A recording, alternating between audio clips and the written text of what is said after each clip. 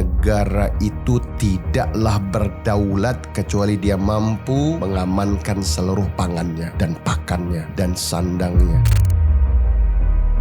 Apa yang paling bikin Syekh Reza tuh cemas melihat petani atau peternak di Indonesia gitu? Harga yang sangat murah. Ketika sedikit saja kenaikan harus dipaksa turun, ini zalim. Ini zalim. In my opinion, those are not real. Cryptos is not real. It's not real wealth. Sedangkan pertanian, peternakan, perkebunan real wealth. We believe farming is the most elite of profession. Beasiswa S2, S3, S1 kemana-mana ya. Tapi berapa banyak yang kemudian keluar datang lagi dengan ijazah S2, S3-nya. Tapi hasil apa yang mereka kasih buat negeri? Apakah mereka seorang peternak atau petani atau perkebun gitu? Atau hanya sekedar mengumpulkan ijazah? Ada temanku yang cerita dia bahkan pengen dikasih insentif berapa juta, tapi masih belum mampu bikin anak muda, saya pengen jadi petani. Belum tergiur ya? Gimana cara bikin tergiur Syekh? Mungkin sudah saatnya kita punya suatu garis-garis besar pangan nasional. Kemanapun kita beranjak, siapapun yang memimpin republik ini, tidak kita ubah. Apapun ceritanya Mas Rian, untuk urusan pangan mustahil kita bisa lakukan dalam waktu 5 tahun.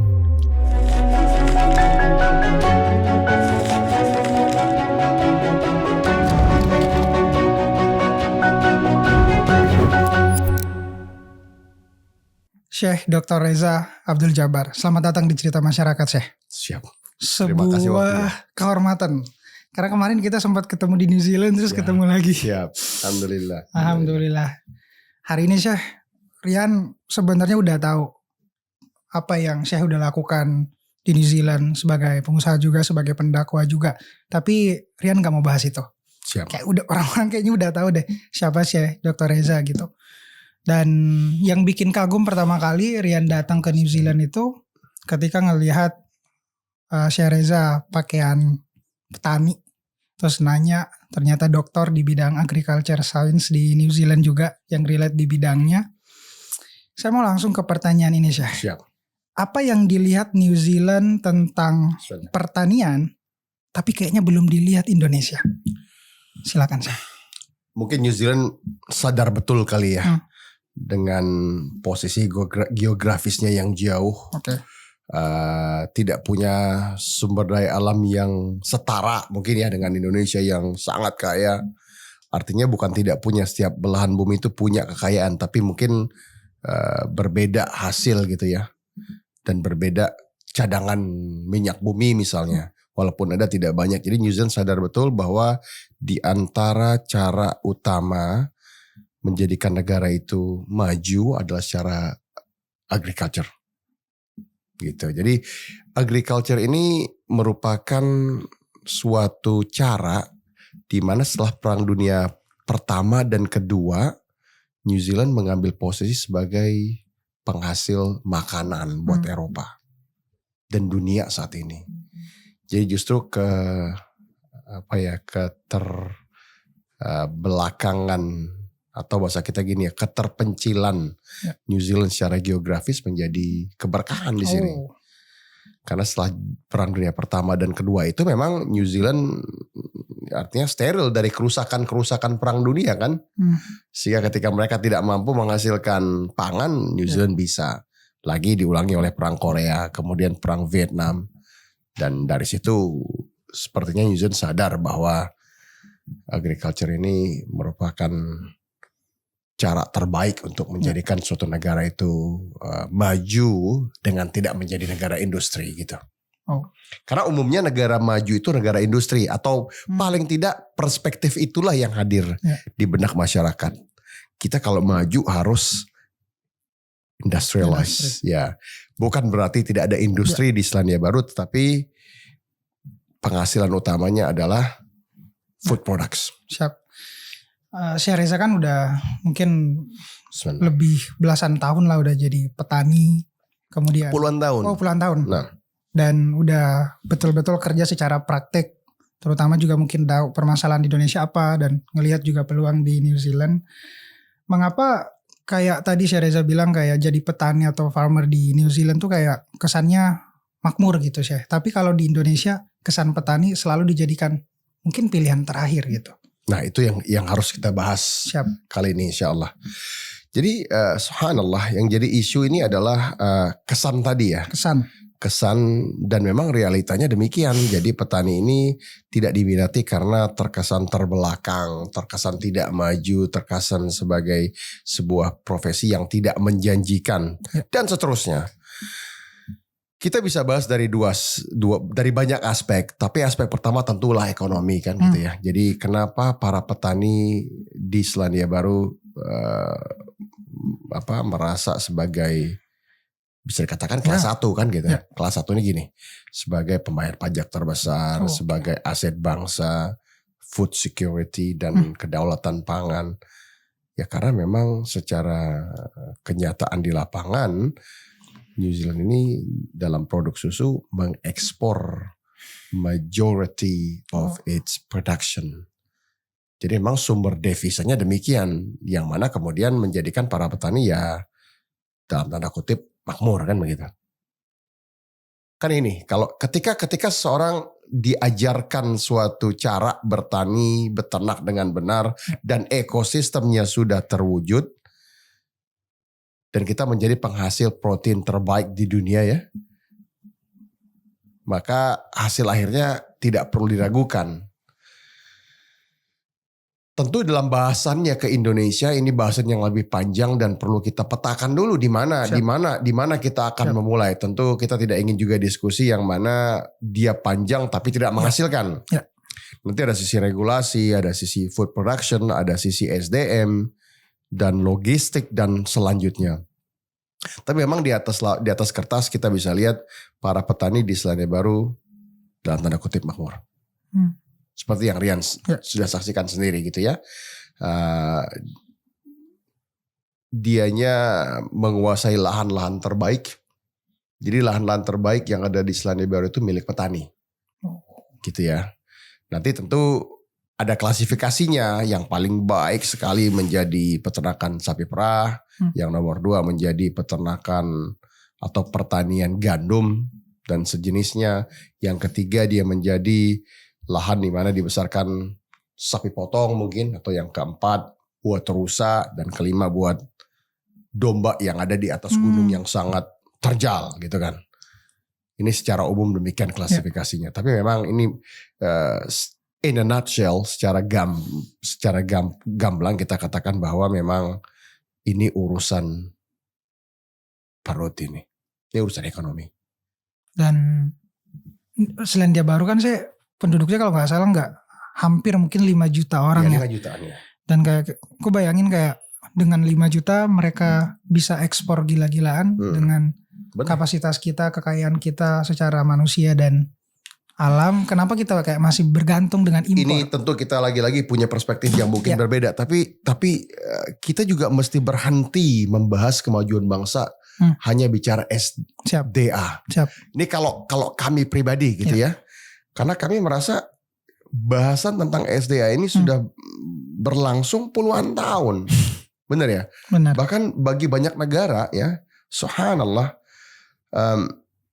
kekayaan SDA menjadi, it becomes a curse to that country. Ya, justru negara-negara yang ini bukan kita menolak kekayaan alam, tapi yang harus kita bangun pertama adalah SDM kan begitu. Jadi banyak negara-negara, misalnya kita lihat penghasil diamond, gold, ya di bagian belahan dunia lainnya, yang terjadi malah dirampas, dirampok, dijajah kan karena hasil sumber daya alam yang sangat banyak. Kita pun tidak terlepaskan dari itu, dari belenggu itu, karena ratusan tahun kita, paling tidak dari sejarah yang kita baca dulu, ratusan tahun. Ya kita melihat bahwa itu malah mengundang penjajah. Melainkan kalau kita bicara sekarang SDM, kita lihat ketika SDM-nya tangguh, benar, mumpuni, tidak adanya SDA pun tidak menjadi masalah gitu. Jadi terkadang demikian. Jika ingin kita bahas dengan fair. Tadi saya udah cerita puluhan tahun jadi farmer dan kayak mungkin udah ngelihat bagaimana ekosistem dan juga sistem. Apa yang paling bikin Shereza tuh gemas melihat, dan mungkin juga ada rasa kayak cemas melihat petani atau peternak di Indonesia gitu? Ya, harga yang sangat murah ya. Harga yang sangat murah.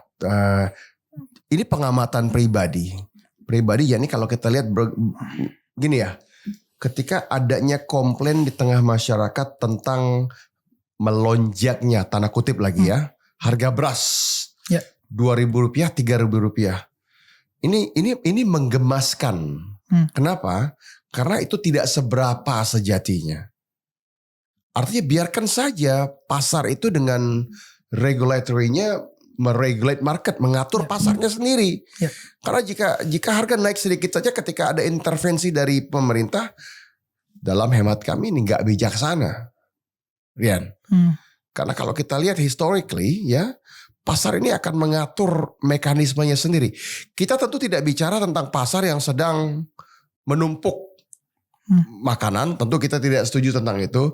Kita tidak sedang bicara tentang situasi genting ataupun perang. Kita bicara situasi normal. Ketika lonjakan sedikit saja harus diredam, sedangkan petani ini berhadapan dengan inflasi. Ya, dia berhadapan dengan mata rantai yang sangat panjang. Dia berhadapan dengan pupuk yang mahal dan susah didapat. Terus ketika sedikit saja kenaikan harus mungkin bahasanya disidak gitu ya, dipaksa turun. Ini zalim. Ini zalim. Ya, karena kita tidak menemukan. Kalau kita lihat bagaimana Khulafaur Rasyidin ya, 4 khalifah yang pernah sangat adil memimpin negara, kita lihat enggak, pasar dibiarkan. Karena di antara syarat baiknya suatu transaksi adalah keridhaan antara penjual dan pembeli kan. Nah, ini kita selalu tahun demi tahun, bahkan musim demi musim kita akan selalu dengar bahwa ketika harga baik gitu ya, dan biasanya harga baik itu diiringi dengan panen yang nggak begitu baik gitu kan, itu kan mekanisme pasar. Maka ada selalu intervensi dari pihak berkuasa untuk menurunkan harga, gitu ya. Nah contoh, jika ini kabar. Karena kami tidak tinggal di Indonesia, kabarnya dari teman-teman harga beras itu kalau kemarin di Aceh ya, Medan, Kalimantan Barat yang kami baru kunjungi, itu di antara 13-14 ribu sampai 17 ribu, kabarnya segitu ya. Mungkin Rian punya data yang lebih akurat. Taruhlah nilai rata-ratanya 16 ribu katakan. Itu tidak sampai $60 New Zealand. Di New Zealand sendiri harga beras sudah 3,5, 35 ribuan. Bisa 40 ribu sekilo gitu kan. Dan kita nggak ada yang komplain gitu. Ini tentu nanti teman-teman mungkin ada yang komen, wah itu kan income-nya beda. Bukan, ini bukan masalah itu. Ini masalah regulatory yang terjadi di pasar. Ya, mekanisme pasar harus dibiarkan berjalan. Artinya dengan standar manapun 15 ribu, 16 ribu, 17 ribu rupiah per kilogram beras itu murah. Ini bahkan lebih murah dibanding harga-harga di banyak belahan dunia lain yang lebih susah dari kita. Misalnya Afrika misalnya. Nah jadi kalau kita melihat ini, apa sikap kita gitu ya. Petani akan sangat terhimpit jika mereka tidak boleh mendapatkan keuntungan yang pantas dan wajar. Dan wajar. Ya, dan wajar. Karena seharusnya akan ada mekanisme di mana ada saat-saat tertentu jika petani itu mendapat untung yang lumayan. Ya, artinya setiap pedagang yang lain, contoh ada pedagang nasi yang jualan nasi, mereka akan mengatur harga sesuai dengan harga belanja.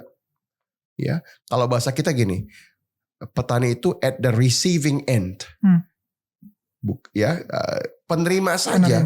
Ya price taker gitu ya. Bukan price maker. Dan pola ini memang benar bagi setiap petani, dia price taker. Tapi di sini kita melihat harga yang tidak pantas. Misal kita perhatikan, kami baru saja ada daurah di Ketapang. Kita melihat durian, memang ini yang paling biasa ya, yang paling kecil lah katakan. Tapi harganya sangat tidak masuk akal. 10.000 dua ya, ataupun bagus sedikit 20.000, 30.000. Kita bisa membayangkan berapa ongkos petani menghasilkan produk tersebut jika pupuk digunakan, logistik dan transportasi, berarti berapa harga yang diterima petani di lapangan. Kopi sama, ya, beras sama, sayur mayur sama. Jika kita tidak peka akan hal ini dan selalu punya attitude complain, ya artinya begini. Kita lihat di sisi lain ya, misalnya secangkir kopi ini, contoh ya. Itu kopi enak Indo sih. Kopi enak Indo, Masya Allah enak ya. Enak. Ya, berapa harga kopi enak Indo misalnya? Kan bervariasi ya. Bisa 15.000, ada yang jual 18.000, ada yang 20.000 begitu ya. Jadi siapapun penjual kopi bisa mengatur harga jual sesuai dengan margin yang dibutuhkan, ongkos produksi dan karyawan dan tempat. Tapi bayangkan petani yang harus menerima harga yang diinstruksikan, kurang lebih begitu ya. Ya, artinya kita juga harus paham bahwa ada harga-harga yang mesti kita terima sehingga harga tersebut bisa bisa diterima oleh kedua belah pihak, yakni konsumen dan petani. Gitu. Jadi petani ini memang sebenarnya nggak punya, they have no voice. Siap. Ya. Nah, intervensi apa yang akhirnya bisa dilakukan, entah itu mungkin ini bisa jadi masukan oleh pemangku kepentingan agar beliau betul-betul bisa memfokuskan apa yang mungkin kita idealkan gitu sebagai petani yang harusnya mendapatkan hak dan yang pantas tadi. Nah, intervensi apa? Sebelum itu izinkan kita diskusi sedikit tentang petani. Kenapa penting petani ya? Mungkin sering kita dengar ya, Rian dengar tentang kedaulatan negara gitu ya, negara yang berdaulat bagaimana. Kira-kira masuk akal nggak kalau negara itu ya, atau masuk nggak di pandangan para anak muda bahwa negara itu tidaklah berdaulat kecuali dia mampu mengamankan seluruh pangannya dan pakannya, ya, dan pakaiannya dan sandangnya, yakni keadaan seseorang itu mampu mengatakan bahwa dirinya merdeka dan berdaulat harus ada korelasi langsung berbanding lurus dengan kemampuan pangannya. Gitu ya. Masuk akal nggak? Masuk. Ya. Kenapa? Karena ini kebutuhan primer yang memang mesti kita jaga ya, bahwa kalau kita mampu mengadakan ketersediaan pangan dan masyarakat terjamin pakannya, dalam hal ini pangannya, kita akan lihat bahwa negara itu bisa dikatakan berdaulat penuh, gitu. Nah, jadi balik kepada pertanyaan Rian tadi tentang bagaimana intervensi apa yang bisa kita lakukan.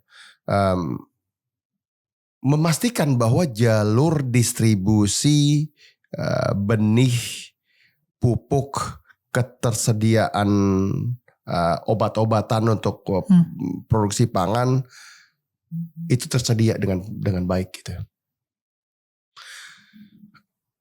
Banyak cerita nih, ini cerita di lapangan bahwa memang mata rantai kita kan sangat panjang dengan produk yang memang bahasa kita perishable. Perishable tuh tidak tahan lama ya. Petani menanam katakan cabai ataupun sayur yang jarak tempuh logistiknya sekian jam. Kebanyakan pasar di kita itu memulainya setelah midnight ya, benar ya. Jadi barang datang menjelang sore atau malam kan gitu. Berarti panennya kan tadi siang. Siang dipanen, kita tidak punya kontainer-kontainer yang dilengkapi dengan pengatur suhu. Berangkatlah produk-produk yang baru dipanen tadi menuju tengkulak. Tengkulak mengirimkannya lagi ke agen. Mungkin begitu ya mata rantainya ya. Nanti mungkin para pemirsa bisa mengkoreksi mata rantai ini. Sampailah di pasar induk bahasa kita. Kurang lebih katakan midnight. Dari pasar induk ini masuklah dia ke dalam retailer lain ya, baik besar maupun kecil. Sehingga sampai di tangan pembeli pertama itu mungkin katakan jam 5 pagi. Sehabis subuh. Untuk kemudian berangkat ke resto, ke rumah, ke sekolah, ke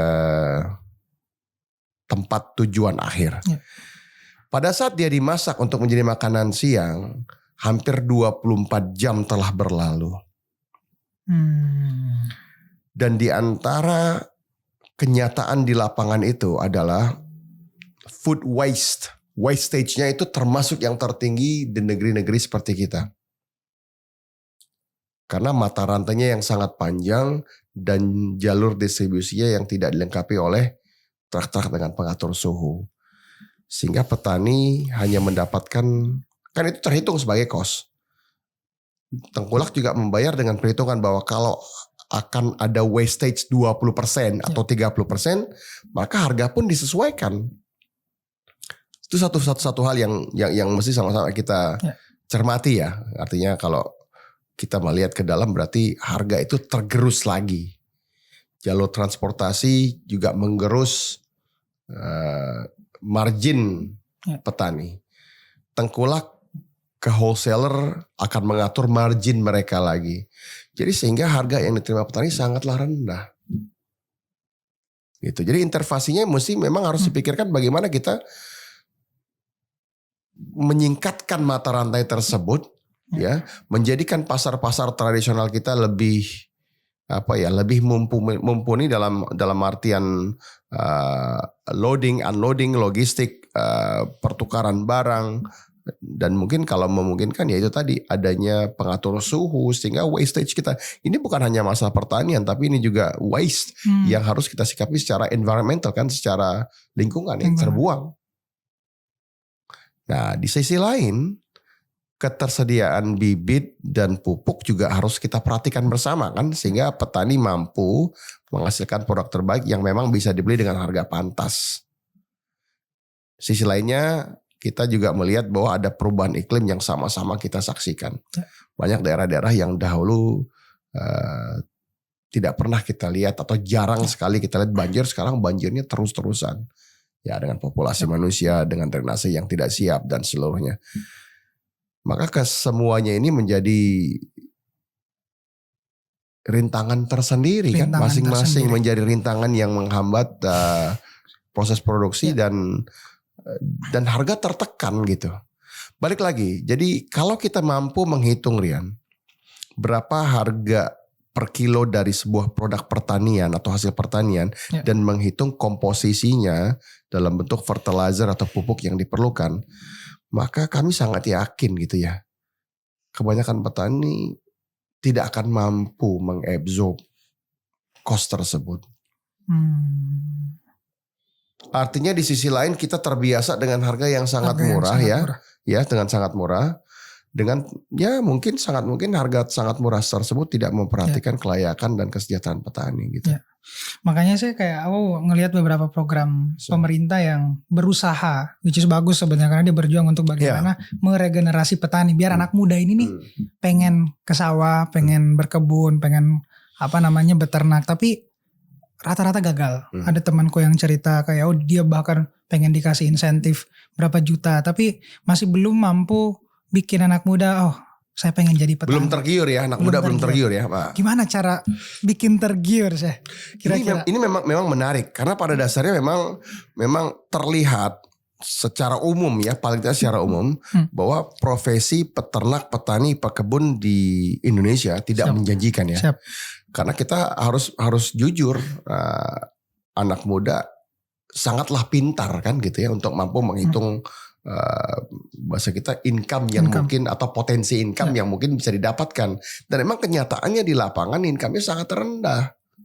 Nggak bisa kita pungkiri gitu bahwa petani masih lagi-lagi secara umum tentu ada satu dan lain hal yang membuat sebagian kecil lainnya mampu bertahan bahkan sukses. Tapi secara umum ini bukan profesi yang menjanjikan. Tetapi di tempat lain gitu ya, di negara-negara lain petani tidak lagi bicara tentang survival gitu.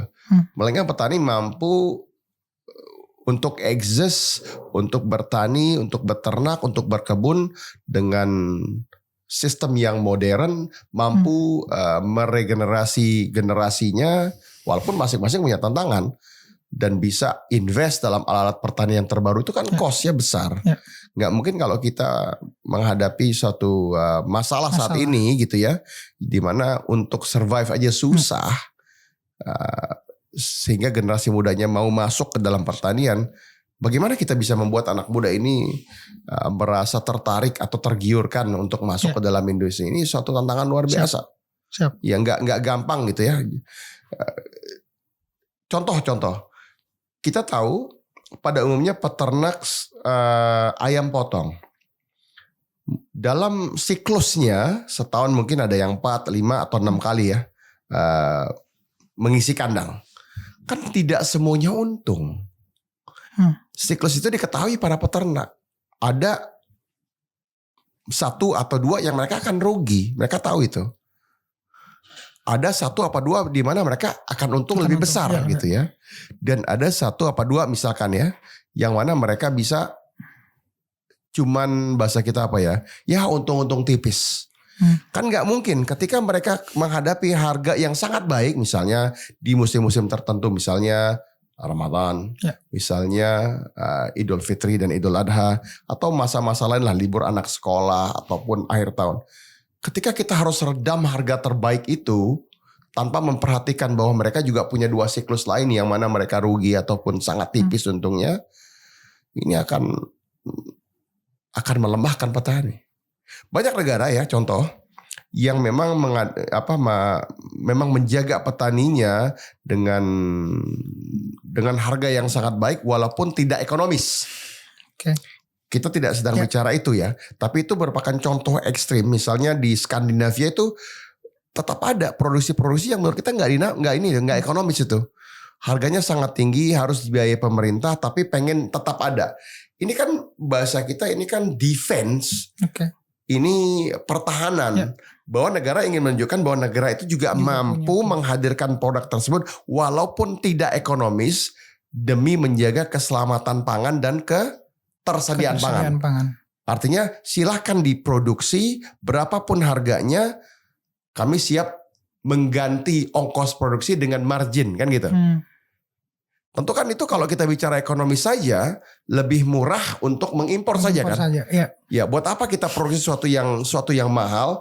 Tetapi kita bernegara kan bukan hanya untung rugi, tapi bicara kedaulatan, ketahanan. Kita juga harus bicara keselamatan negara kita jangka panjang. Sehingga banyak negara juga yang mengambil keputusan, enggak apa-apa kita harus menombok membiayai petani agar kita punya ketersediaan di waktu-waktu yang mungkin akan dibutuhkan di masa yang akan datang. Ini yang bikin saya kagum dengan Syekh Reza gitu. Satu hal yang bikin saya kagum, pertama bidang yang Syekh tekuni dengan praktek di lapangan itu sangat nyambung gitu, sangat kuat, dan cukup jarang ketika berdiskusi tentang pertanian ini. Mungkin saya masih sedikit ketemu orang, tapi Syekh Reza menunjukkan kayak bagaimana akhirnya kayak kita bisa melihat akar masalah dan juga melompat ke solusi. Saya pengen mendengar secara jujur Syekh Reza kayak dengan situasi dan kondisi kita sekarang yang mungkin baru mau belajar tentang pertanian, apakah kita masih bisa mengejar ketertinggalan itu dan jadi negara superpower lewat pertanian atau peternakan? Kita kan orang yang punya pandangan begini. We are forever optimists. Kita selalu optimis begitu ya. Nah, cuman kan dalam keoptimisan kita juga mesti realistik gitu ya. Nah, yang jadi isu sekarang ini adalah tadi kita bahas sedikit atau kita kupas tentang keterpurukan para petani, hasil yang tidak memadai sehingga anak-anak muda nggak masuk. Ini dulu yang harus kita berantas. Jika kita punya bahasan dan kita mampu menghadirkan solusi, misal begini, ini kan ada banyak gagasan-gagasan baik juga dari pemerintah, misalnya dengan menghadirkan pemerintah sebagai pembeli gitu ya, sehingga mata rantainya terpotong atau tersingkatkan. Tapi mohon izin ya, kami ingin mengatakan bahwa biarkan saja satu mekanisme pasar yang bergerak sesuai dengan kondisi pada saat itu, ketersediaan pangan, panen raya ataupun panen yang tidak begitu berhasil, biarkan itu. Kedua, agar kita semua mau dan menerima harga yang pantas gini.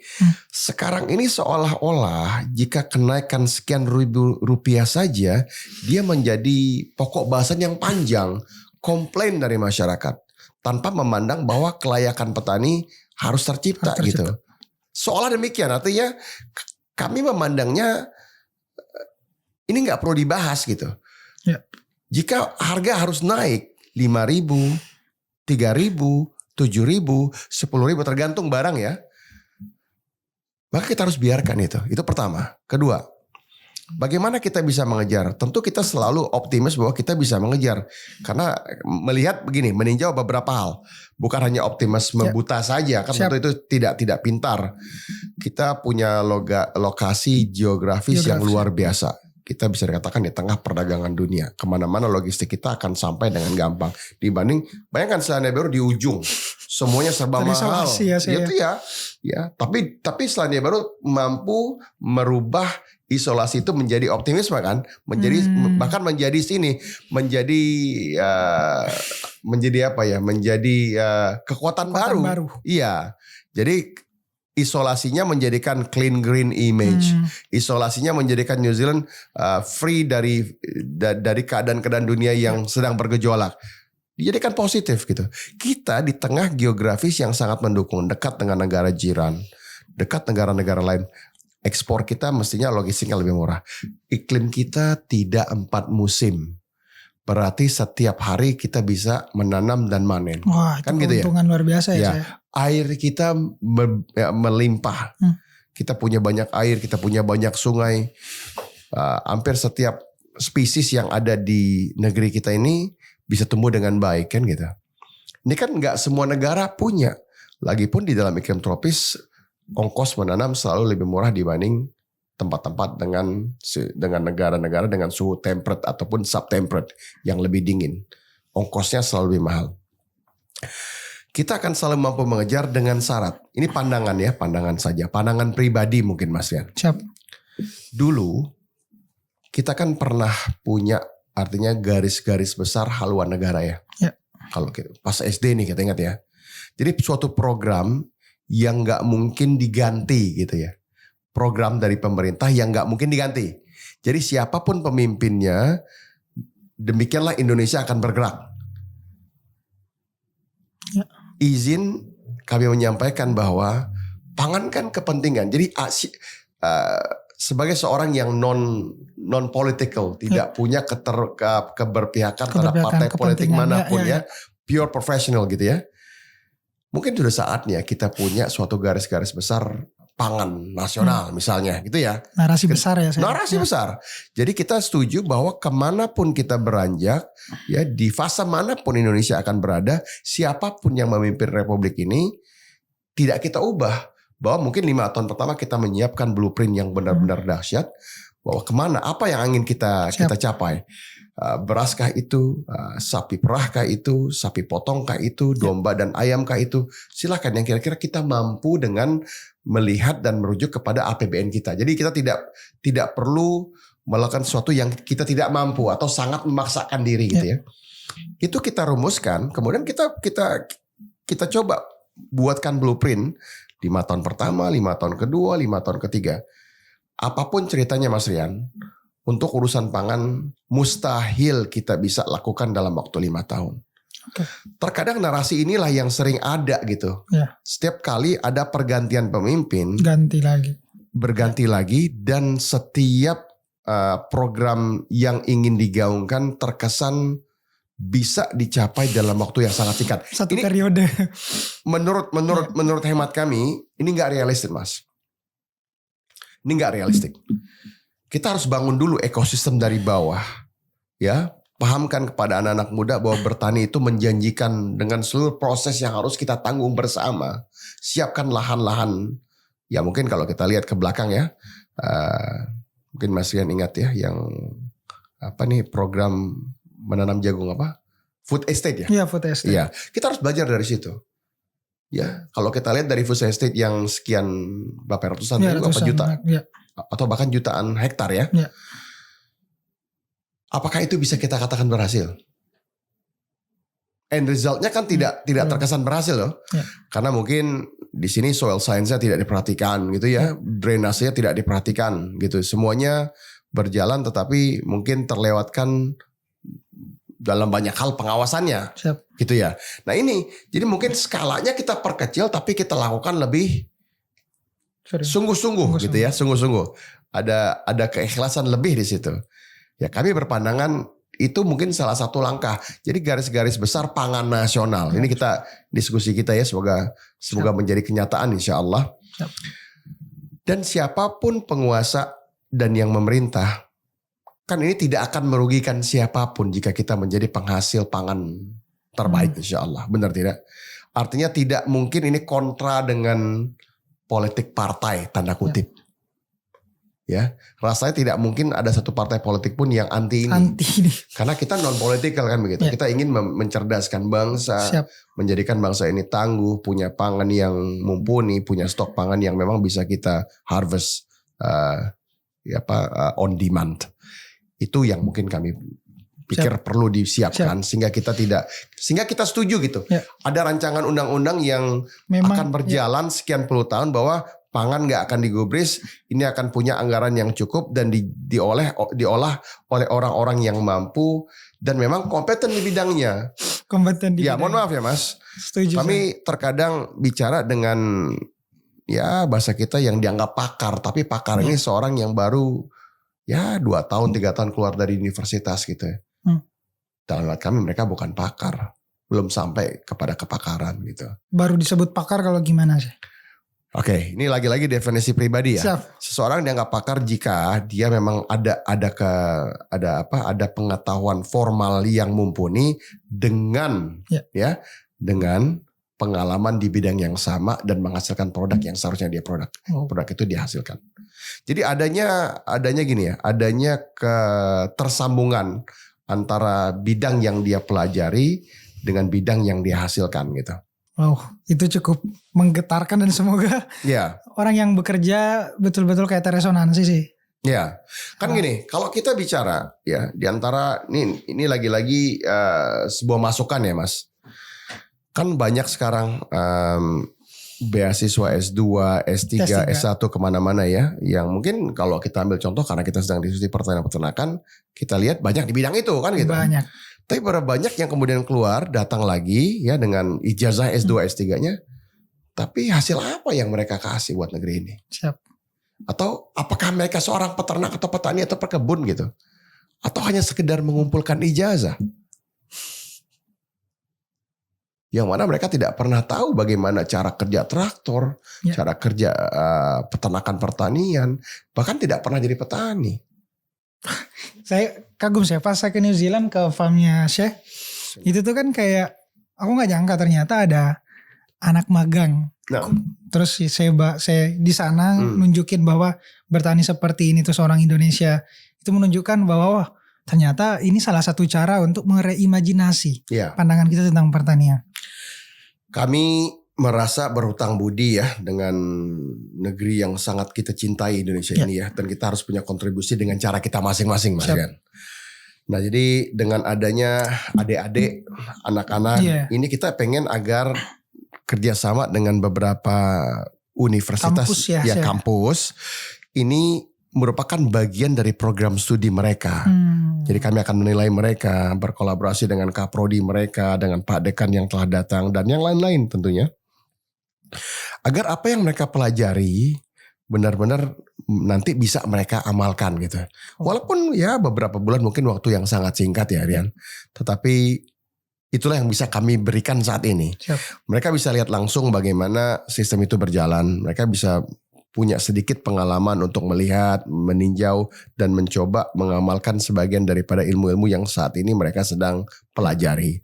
Mereka bisa merasakan langsung negeri 4 musim. Yang mana Rian sendiri rasakan ya. Dinginnya gimana ya. Tentu ketika kita komplain tentang panasnya Jakarta atau panasnya Indonesia, tentu lebih gampang di negeri panas dibanding dingin. Terus kita melihat adik-adik kita juga sudah mulai mengerti bahwa peternakan, pertanian, perkebunan ini tidak bisa diwujudkan kecuali dengan kerja keras dan daya juang yang luar biasa kan begitu ya. Jadi harapan kami mereka tidak hanya ingin sekolah peternakan, pertanian, tapi berharap benar mereka nanti kelak akan jadi peternak dan petani gitu. Bisa mewujudkan apa yang mereka cita-citakan dan menjadi kebanggaan buat Indonesia insya Allah. Gitu loh Mas.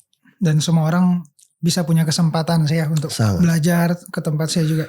Sangat. Jadi kita ya tentu kita aturkan waktunya ya karena keterbatasan kami juga gitu ya. Artinya kami juga kalau pemerintah fasilitasin itu sangat Ya artinya gini, kita akan bekerja sesuai dengan kemampuan yang Allah titipkan pada diri kita, kan begitu ya. Artinya dengan apa yang kami bisa dengan senang hati, Karena kebetulan hal-hal demikian ini juga merupakan passion kami juga gitu Mas Rian. Karena kami senang melihat anak muda ini ya. Nah mungkin kalau Rian lihat banyak anak-anak muda yang sedang sekolah sekarang, ya bahasa kasarnya mungkin bangun pagi aja susah gitu. Mungkin bangun pagi sebelum subuh aja susah kan gitu. Tentu kita harus koreksi ini. Ajarkan kepada mereka bahwa gitu ya. Bangunlah pagi gitu kan. Sehingga kalian bisa punya hari yang efektif. Bertani, beternak dan berkebun memang harus dimulai di pagi hari. Sehingga di sore hari kalian udah selesai gitu ya. Bukan kebalikannya. Artinya malamnya gak tidur. Terus berharap untuk besoknya memulai di pagi hari. Tentu tidak mungkin kan. Kan secara manusiawi kita perlu istirahat yang cukup, perlu makan yang baik. Jadi dalam program-program yang kami coba sajikan ini, kami mencoba mengajarkan anak-anak agar anak-anak itu bisa melihat antara yang mereka pelajari secara sainsnya, terus aplikasinya bagaimana, dan dalam aplikasi tersebut bisa kita hitung nilai ekonomisnya. Kadang ada teori yang kelihatannya sangat mumpuni, tapi ketika kita aplikasikan secara real di lapangan ternyata tidak masuk hitungannya gitu. Di Selandia Baru kan saya ada satu ekosistem yang kemarin kita juga sempat diskusi, kalau nggak salah namanya Fonterra. Dan seberapa besar peran ekosistem atau sistem itu, atau mungkin itu bisa kita aplikasiin nggak di Indonesia dengan mungkin kondisi kolektif kita juga sebagai koperasi dan sebelum kita mulai, apa yang Mas Rian pahami tentang Fonterra gitu atau semisalnya? Aku ngelihat kayak satu kan kemarin kita sempat diskusi itu kayak bagian bagaimana mendukung petani untuk bukan hanya survive, tapi kayak dia bisa mungkin punya tempat jaring pengaman,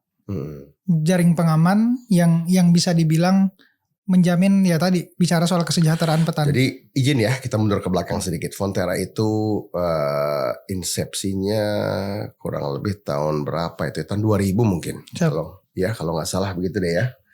Jadi sebelum Fonterra dan bentuknya koperasi. Memang koperasi Memang koperasi. Jadi dia kooperatif itu, kooperatif. Dan ini mungkin agak unik di New Zealand ya. Perusahaan terbesar yang ada di New Zealand bentuknya koperasi. Ya, kooperatif. Dan itu adalah insepsi ataupun gabungan dari 7 koperasi lagi di kurang lebih tahun 2000 itu. Tadinya setiap provinsi-provinsi itu punya koperasi sendiri. Jadi, mirip gak dengan koperasi merah putih saya kira-kira? Izin. Narasi atau literasi yang kami baca masih belum cukup untuk bisa mengerti bagaimana cara kerja koperasi merah putih ini. Ya. Nah, tapi ketika koperasi 7 tadi atau 6 yang ada di setiap provinsi, jadi pada dasar gini lah, katakan dalam sebuah provinsi ada 1000 peternak, ya petani peternak, maka kita lebih mengatakan diri kita petani dibanding peternak. Petani ini punya produksi susu, ingin diproses menjadi produk turunan daripada dairy products, maka masing-masing kan punya kapasitas yang berbeda kan. Ada yang 100.000 kilo, ada yang 200.000 kilo, ada yang 50.000. Jadi masing-masing ini berdasarkan kilogram lemak susunya harus membeli dan menyetor modal ke koperasi. Nah ini yang mungkin tidak terbahas. Iya, benar. Saat ini semuanya bercerita tentang keberhasilan Fonterra. Lupa bahwa Fonterra itu tidak hanya terwujud tanpa modal. Dan tanpa keuletan, kegigihan, jatuh bangunnya petani, dan harga dunia kan tidak selalu baik. Ya mungkin saat ini alhamdulillah atas izin Allah dia baik.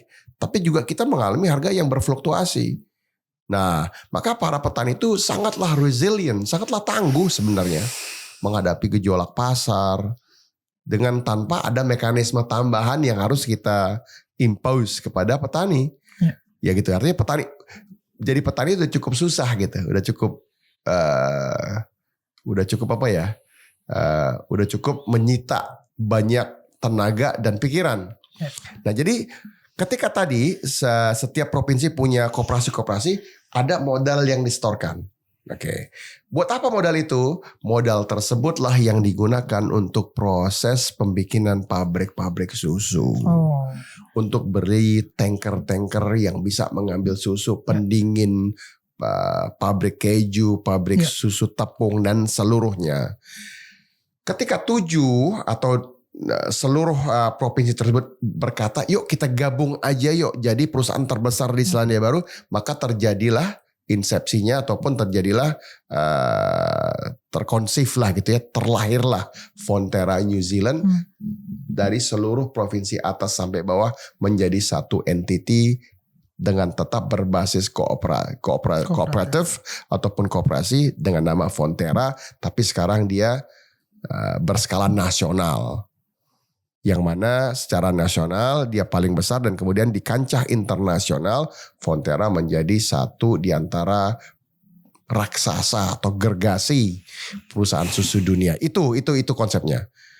Nah, tapi teman-teman yang menyaksikan podcast ini mesti paham bahwa modal yang disetor cukup besar. Jadi bukan koperasi tanpa penyetoran modal. Dan ketika kita menyetorkan modal, kita tidak tahu performance dari sebuah koperasi tersebut sampai waktu nanti yang akan menentukan apakah dia akan berhasil atau tidak, kan begitu. Jadi bukan hanya menerima, tapi pada dasarnya shareholder tersebut adalah pemberi modal kepada koperasi tersebut. Nah, yang menarik dari sistem ini, direktur dan bahasa kita chairman. Chairman itu apa ya? Presidir mungkin. Presidir ya. Itu mesti para petani. Mesti para petani. Ya, nggak bisa. Harus tuh ya. Harus. Kenapa demikian? Karena kita tidak ingin kontrol dari sebuah entitas tersebut terbajak. Oke, itu menarik ya. Jadi petaninya juga harus punya tingkat pendidikan yang lebih. Jadi kita tidak lagi bicara petani tradisional yang tidak mengecap pendidikan formal, tidak. Kita bicara petani tapi dengan bahasa kita gini, namanya tetap petani tapi dengan rumusan baru gitu loh. Peta baru mungkin bisa kita. Iya, jadi gini, speknya beda. Ya, gitu ya. Tapi tetap petani. Yang memang mesti mampu mengurusi bisnisnya secara mumpuni dan juga bisa duduk di boardroom kan, mengurusi Fonterra.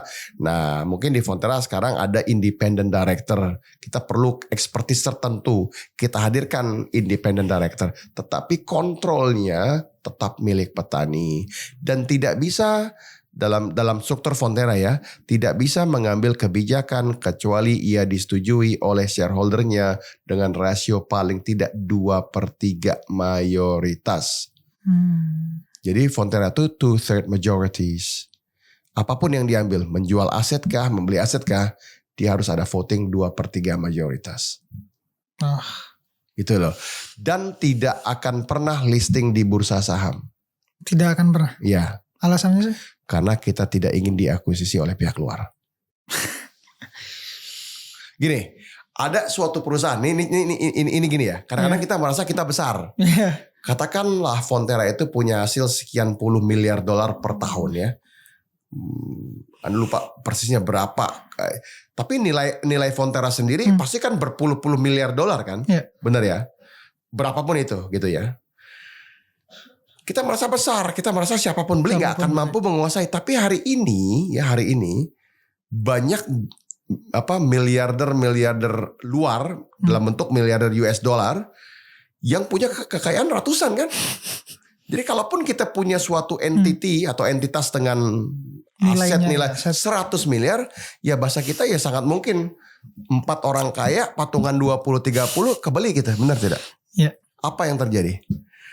Ketika kita dibeli atau diambil control share-nya, majority share-nya dikontrol, artinya 51%, maka kita tidak lagi mampu mengatur perniagaan dairy products ini dengan baik lagi. Kenapa? Karena bagi seseorang yang motivasinya cuma pure business saja, bukan petani, dia akan berusaha mendapatkan produk terbaik tersebut dengan harga termurah, bukan?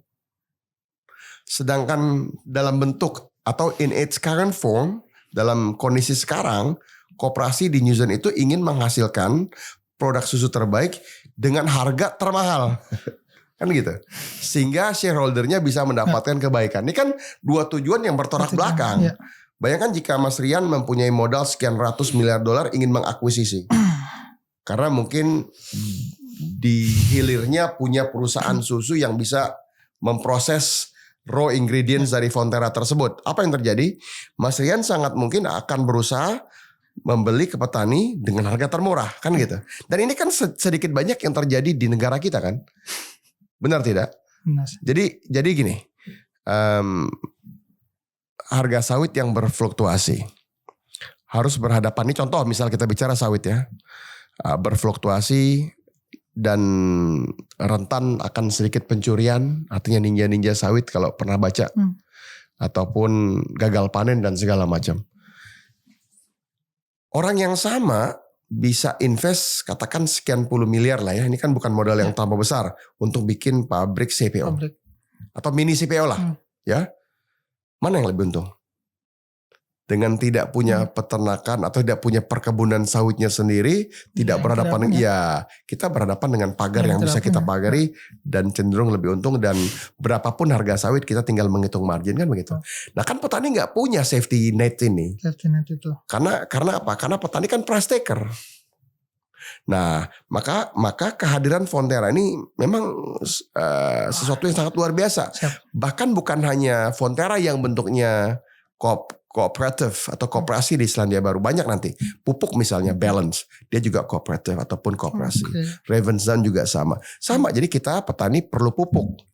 Jadi bagaimana cara kita menghadirkan pupuk yang cukup, kualitas terbaik, dan harganya termurah, kan begitu? Ya. Dibikinlah buying group gitu ya, dalam bentuk koperasi masing-masing. Katakan Mas Rian perlunya 200 ton. Katakan kami perlunya 1000 ton. Semakin banyak keperluannya, semakin banyak modal yang disetor. Fair ya? Fair. Karena kalau modal yang disetornya tidak berdasarkan keperluan, tentu yang beli dikit merasa, waduh, kami kan belinya dikit. Kenapa kami harus store modal yang sama? Gitu ya. Nanti sama, genetik juga sama untuk keperluan breeding ataupun reproduction daripada sapi perah. Ada namanya Livestock Improvement Corporation. Ini juga sama, kita tergantung belanja kita. Kita harus store modal dalam bentuk share tadi. Nah, sama untuk retail. Ada namanya Farmlands, ada namanya Farm Source. Kita perlu beli produk-produk ataupun kebutuhan dasar, bahan bakar dan segala macam. Nah, pada dasarnya ini buying group yang kemudian didirikan dengan asas koperasi. Nah, gitu loh. Wah, ini nyambung banget dan kayak teresonansi dengan dari awal yang kita obrolin saya soal kedaulatan. Ya. Begitu nyambung dengan bagaimana orang lain gak boleh nyetir kita mau kemana. Nah, dan kita harus punya jadi dari hulu ke hilirnya mesti kita jaga kan. Jadi koperasinya bukan satu gitu. Jadi ada beberapa koperasi yang memang terkoneksi gitu. Gitu Mas Ian. Kita mendekati akhir. Kalau Indonesia ingin swasembada pangan, jadi sumber pangan terbesar, let's say mungkin ya kita prediksi sedikit 20 tahun. Berandai, tapi apa yang pertama mesti kita potong gitu, atau kita ubah? Regulasi kah, pendidikan kah, cara berpikir, atau mungkin perlu modal? Tentu ini hemat kami ya.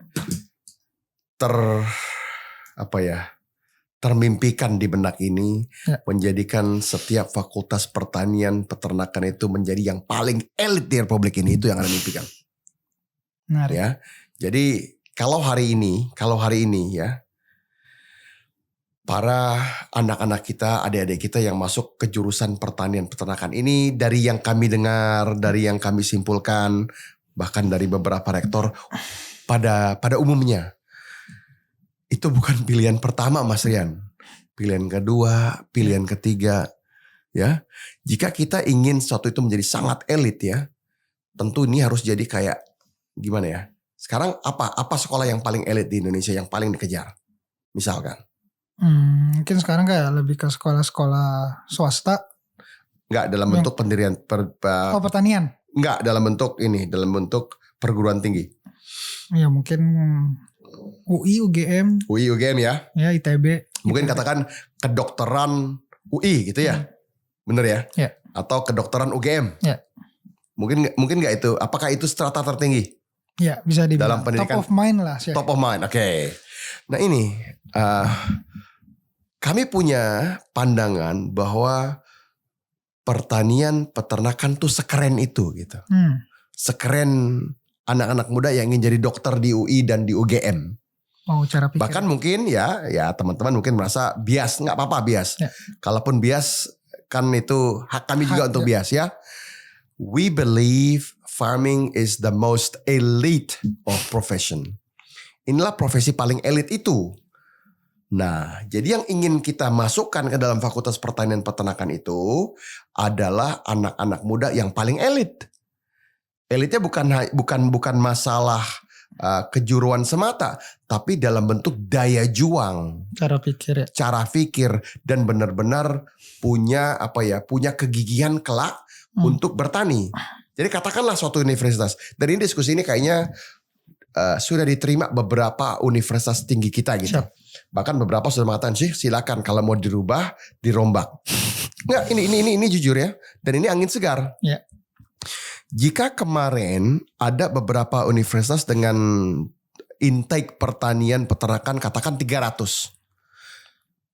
Pandangan kami, gimana kalau kita turunkan intake-nya menjadi 50 saja? Jadi sekarang kita berhadapan dengan 50 anak muda terbaik. Jadi yang memang benar-benar pilihan pertama nih ya. Dengan kegigihan dan kekuatan dan memang ingin jadi petani. Ini yang akan kita invest waktu, tenaga. Nah, kita cuma punya waktu 4 tahun kan. Karena umumnya S1 itu 4 tahun. Ya. Kita sudah bisa memikirkan 1 dari 8 semester itu akan ada internship khusus ya. Di mana bisa kita terima kan begitu. Bisa kita masukkan anak-anak atau adik-adik kita ini ke dalam sistem sehingga mereka benar-benar gak kagok.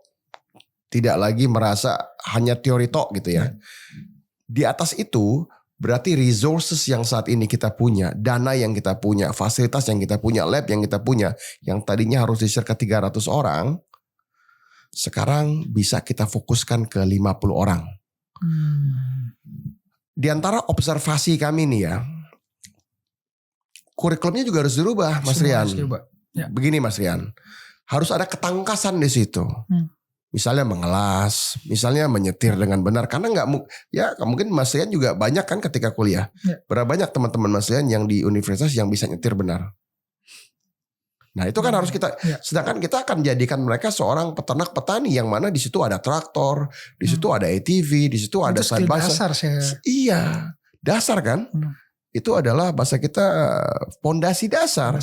Untuk tangannya minimal bisa mengerti dengan tools atau alat-alat yang dibutuhkan. Ngerti bagaimana perairan itu berjalan. Bagaimana sistem drenase bekerja. Bagaimana bahasa kita basic maintenance dalam bentuk building terjadi. Jadi kalau kita ingin jadikan ini elit, ini semua harus dirubah dong. Dan kurikulumnya ada, bisa kita siapkan. Bisa sih. Insya Allah bisa, ya. Dengan syarat ini diterima dan tidak lagi gini. Tidak lagi ingin menjadikan pendidikan ini hanya sekedar ingin mendapatkan ijazah. Ya, kita ingin hindarilah plesetan-plesetan. Misalnya teman-teman adik-adik kita yang contoh ya, mudah-mudahan gak ada yang tersinggung. Misalnya ada yang sekolah di IPB, ya kan Institut Pertanian Bogor. Tapi kan ada plesetannya. Sehingga kadang-kadang karena banyaknya adik-adik kita nih yang dari IPB kerjanya di perbankan, dibilang IPB menjadi Institut Perbankan Bogor. Ini kan tentu merendahkan ya. Merendahkan. Ya, kami melihatnya ini merendahkan. Padahal kita ingin kan yang terdepan ini adalah adik-adik kita yang memang seharusnya ada di roda depan gitu. Ya. Nah, gimana kalau kita punya wacana, ini mimpi ya, kita semua boleh bermimpi kan. Ya. Dan ini sah saja kita bermimpi dengan apa-apa yang Allah titipkan nama kita. Mimpi kami adalah sebuah fakultas pertanian peternakan yang elit gitu ya. Dengan anak-anak yang benar-benar pilihan pertama. Benar-benar ingin diasah skill, soft skills dan hard skillsnya. Punya kemampuan daya juang yang lebih ya.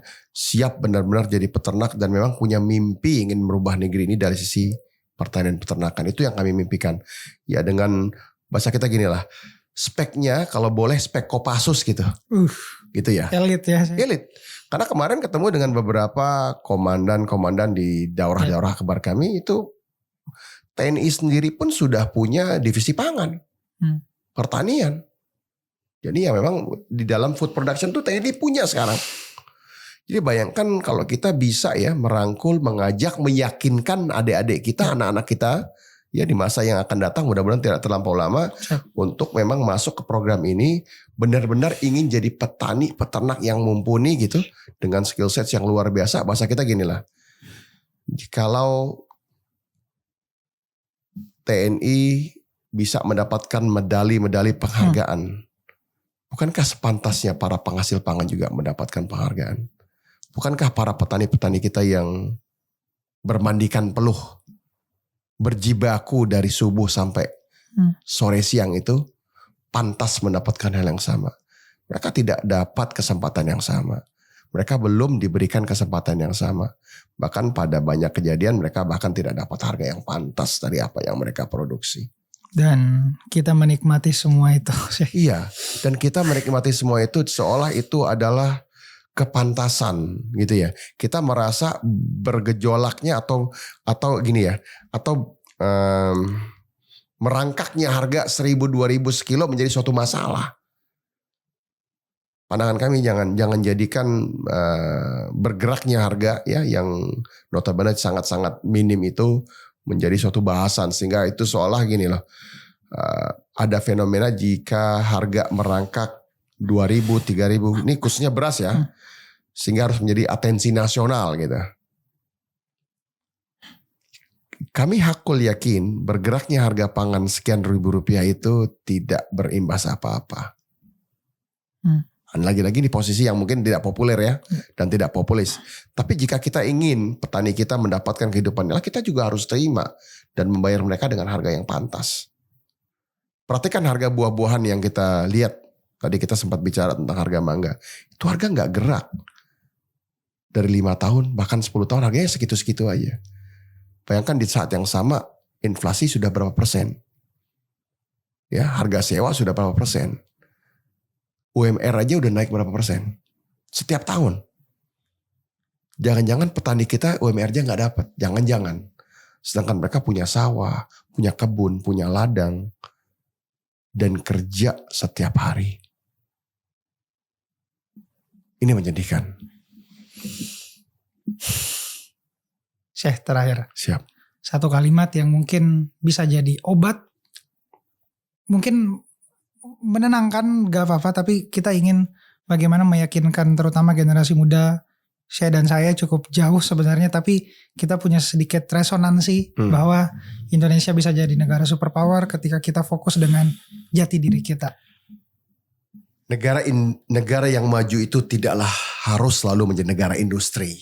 Siap. Ya, ada negara-negara yang bisa maju dengan basis agriculture-nya ataupun agribisnis. Indonesia itu punya seluruhnya yang dibutuhkan untuk menjadikan kita superpower dengan basis agribisnis itu. Baik ikannya yang banyak, tanahnya yang super subur, buah-buahannya yang melimpah, sayur-mayurnya yang ada terus. Jadi dengan ini semua tentu dibutuhkan suatu kebijakan jangka panjang dalam bentuk undang-undang negara yang benar-benar ingin menjadikan kedaulatan pangan sebagai azas dan tujuan kita bernegara. Siap. Dan yang lain pasti akan ikut saya. Ya. Siap.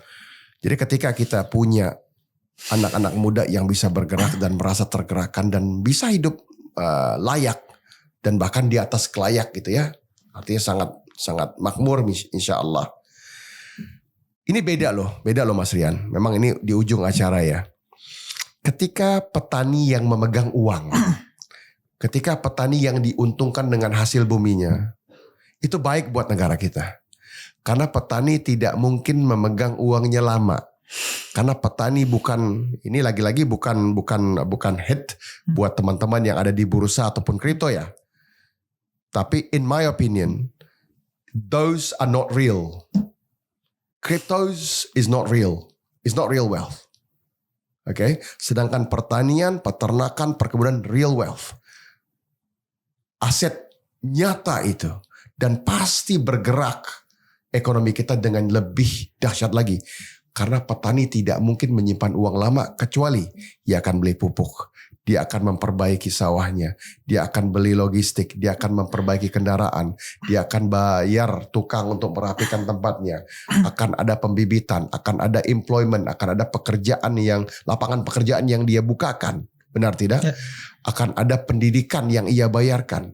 Dan nature-nya demikian memang. Secara alami petani tidak bisa menyimpan uangnya kecuali ia membelanjakan untuk kebaikan pertanian sendiri.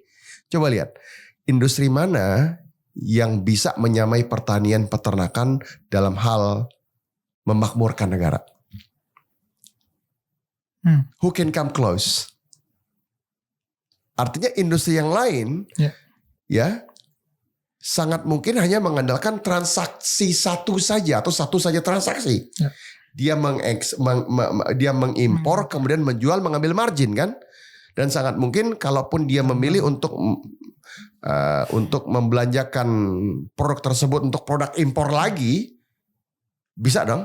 Dan kita hidup di negara dengan rezim devisa bebas. Atau untuk mereka lagi yang ingin memarkirkan uangnya di luar negeri bisa kan.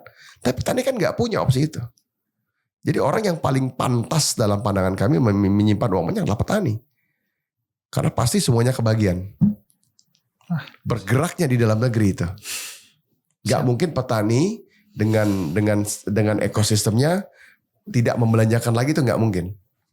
Dan itu kan sehat buat semuanya. Sehat buat negeri kita. Sehat buat generasi muda kita. Sehat buat angkatan kerja baru. Sehat buat pemerintah dalam hasil penerimaan iuran lainnya. Ya.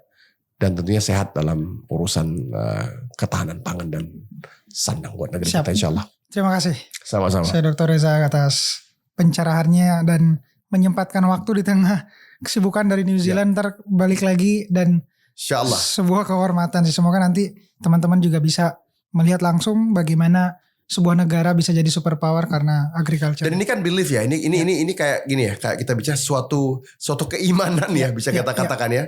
Ya kita harus imani bahwa peternakan pertanian ini memang urat nadinya.